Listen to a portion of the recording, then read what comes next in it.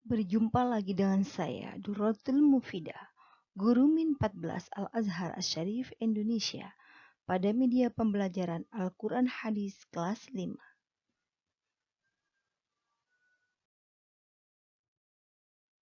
Assalamualaikum warahmatullahi wabarakatuh.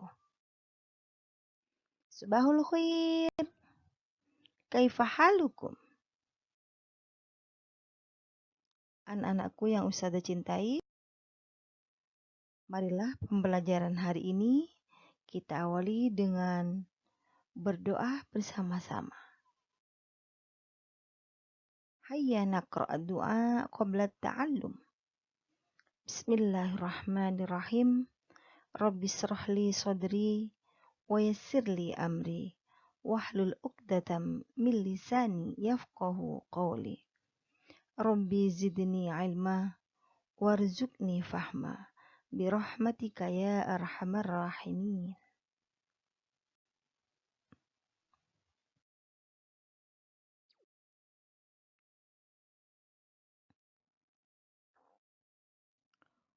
Mengenal waqaf dan wasol. Coba amati gambar berikut.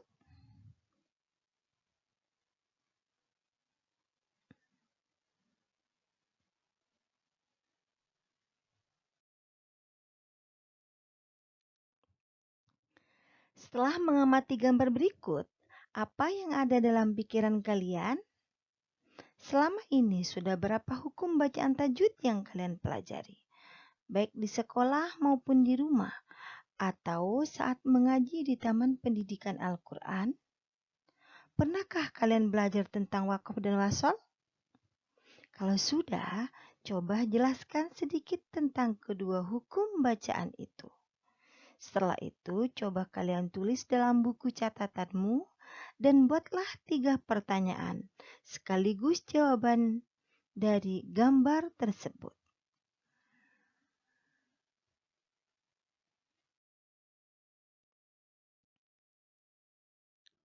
Hukum bacaan waqaf. Pengertian waqaf secara bahasa berarti berhenti.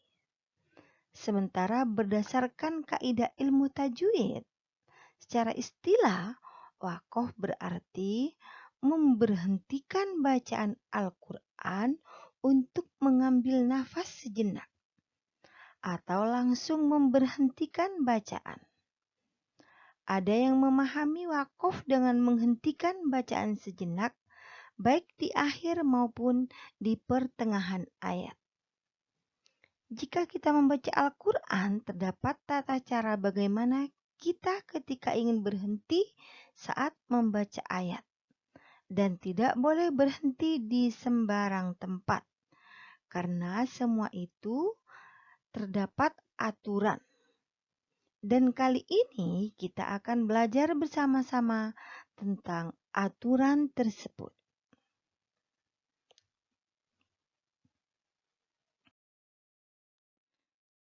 Macam-macam waqaf. Waqaf terdiri dari 2 bagian yang didasarkan pada niat pembaca Al-Quran saat menghentikan bacaan Al-Quran. 1. Waqaf idtirari, yaitu menghentikan bacaan pada ayat yang belum sempurna ketika dalam keadaan terpaksa, baik karena kehabisan napas, karena lupa, karena bersin atau batuk, dan sebab-sebab lainnya. Yang kedua, waqaf ikhtiyari.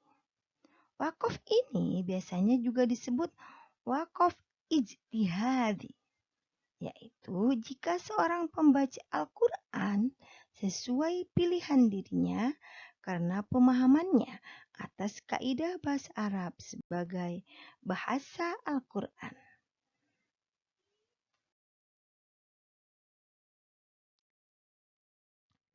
Macam-macam waqaf ikhtiyari. Waqaf ikhtiyari ini dibagi lagi dalam 8 macam, yaitu sebagai berikut. 1. Waqaf tam. yaitu menghentikan bacaan Al-Quran pada kalimat yang dari segi makna dan lafalnya tidak berkaitan dengan ayat sebelum atau sesudahnya. Kedua, wakof kafi, yaitu wakof pada suatu kalimat yang dibaca sempurna tanpa melakukan pemotongan kalimat di tengah ayat dan tidak memiliki ikatan lafal dengan kalimat sesudahnya atau sebelumnya, namun memiliki kaitan dari segi makna. Wakof hasan, yaitu menghentikan bacaan Al-Quran pada ayat yang susunan kalimatnya sudah sempurna. Wakof qobih, yaitu menghentikan bacaan Al-Quran pada tengah-tengah ayat atau ayat yang tidak sempurna, sehingga berpengaruh pada arti dan kandungan ayat. Wakaf ini harus dihindari.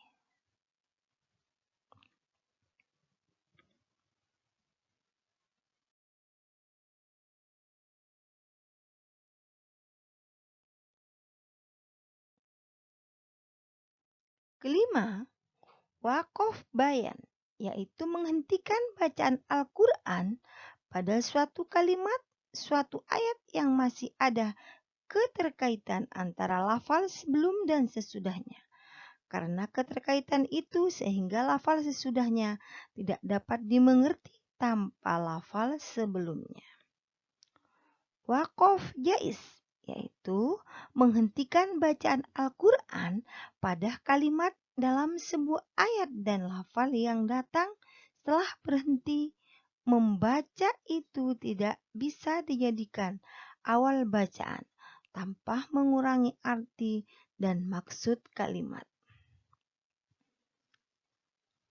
Wakaf saleh, yaitu menghentikan bacaan pada sebuah kalimat karena lafal tempat dia berhenti menjelaskan lafal ayat sesudahnya. Kedelapan, wakaf mafhum, yaitu menghentikan bacaan Al-Quran pada kalimat yang sempurna, baik dari segi lafal maupun arti ayat, sehingga kalimat tersebut bisa dijadikan awal bacaan tanpa merusak arti dan maksud ayat.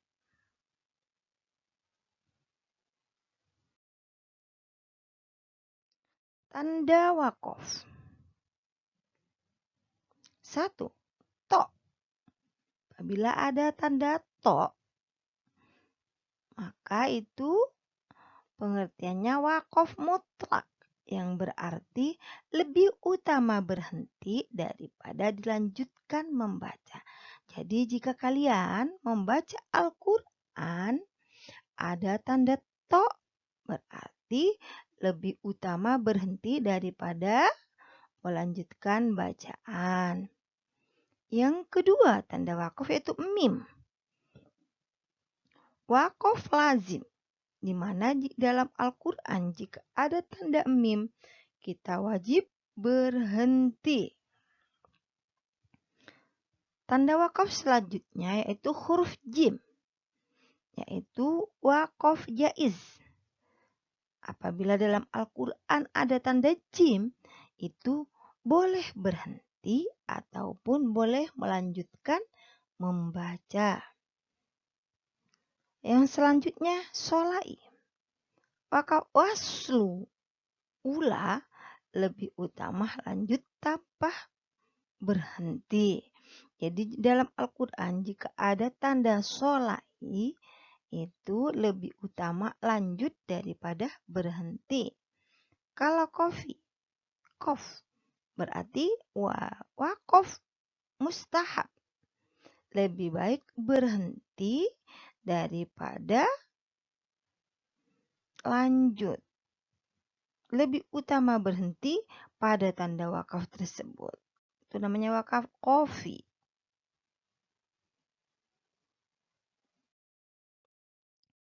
Selanjutnya, kolai. Wakaf ula berhenti lebih utama daripada lanjut. Selanjutnya, za Wakaf mujawaz. Meski boleh berhenti, namun lebih utama melanjutkan bacaan atau melanjutkan membaca. Tanda shad. Wakaf murakhas, yaitu lebih utama terus, namun boleh berhenti ketika darurat. Contohnya kehabisan nafas, batuk, atau ayatnya terlalu panjang. Selanjutnya qaf. Waqaf qabih, yaitu lebih utama terus tanpa menghentikan bacaan. Kalau tanda kaf, waqaf mutabiqun. Mutabiqun ala ma qablahu. Jika ada tanda ini, maka cara membacanya disamakan dengan waqaf sebelumnya.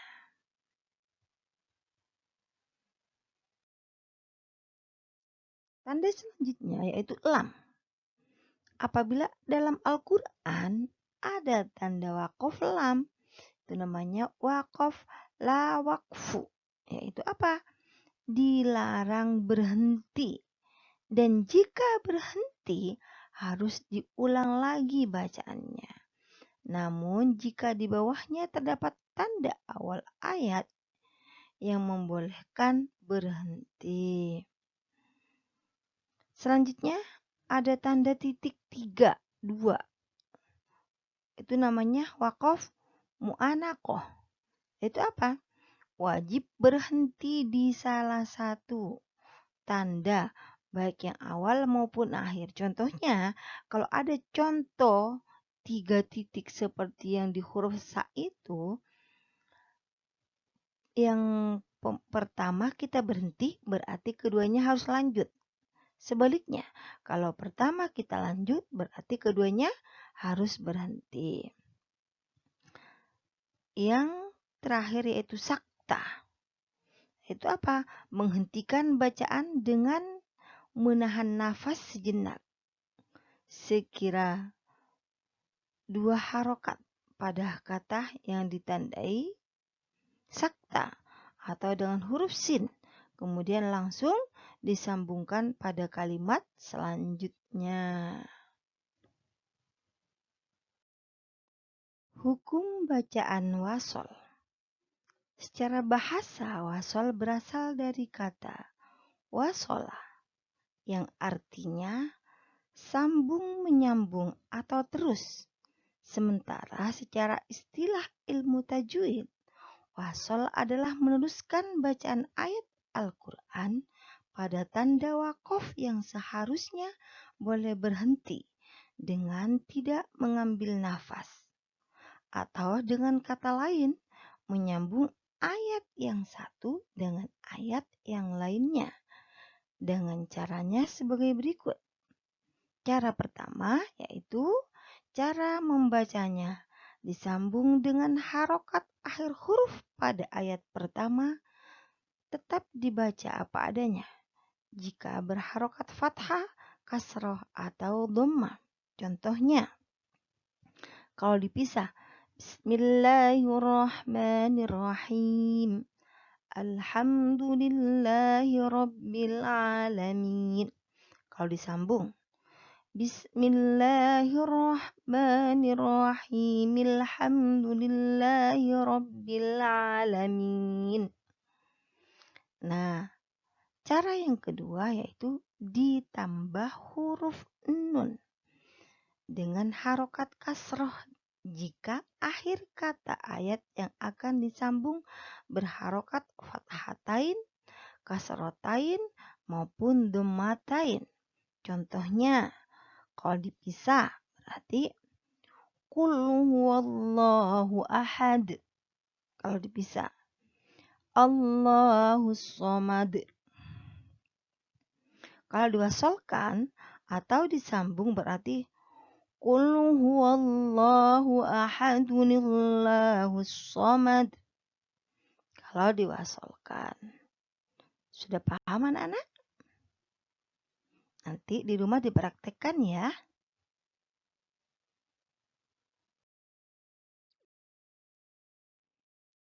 Demikian pembelajaran kali ini saya sampaikan. Semoga bermanfaat. Dan marilah pembelajaran kali ini kita akhiri dengan bacaan hamdalah. Alhamdulillahirrabbilalamin. Dari Ustazah cukup sekian, kurang lebihnya mohon maaf yang sebesar-besarnya. Wallahul muwafiq ila aqwamit thoriq. Wassalamualaikum warahmatullahi wabarakatuh.